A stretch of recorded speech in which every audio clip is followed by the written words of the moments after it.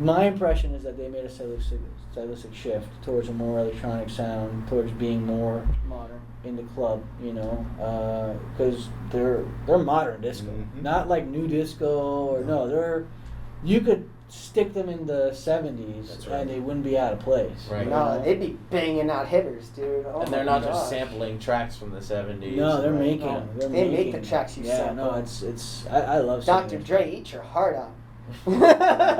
Question. I'm sorry. Do you think that the shift in their sound could have been a result of what was going on in England at that time? Because a lot of bands, you know, were shifting in that direction and becoming more electronic. Interesting. From what I understand, what I've listened to, that's my research. A lot of bands were making that shift as well. I mean, that's possibly true. Yeah. They came out of an era where it was already very heavily electronic. You know? Sure. So they like where I started. They came out in the same era that Massive Attack and Portishead and Ronnie Size and Goldie and all these guys that were, you know, full blown electronic, and they came out in that same era. Right. And I mean, I guess who became electronic after the fact? Muse was one of them, you know. Yes. Yeah. Muse had a later start than they did. But They did. That's the whole thing. So I mean, yeah, so what artist did you see that made that shift?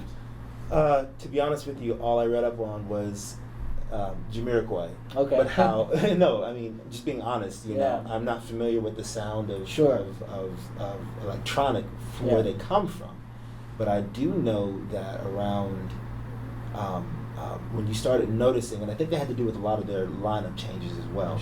With personnel comes a whole new flush of sounds and ideas. That's all I was just trying to figure out, I guess, you know.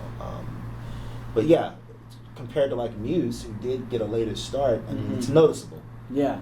You know, it's timeless, but it's noticeable.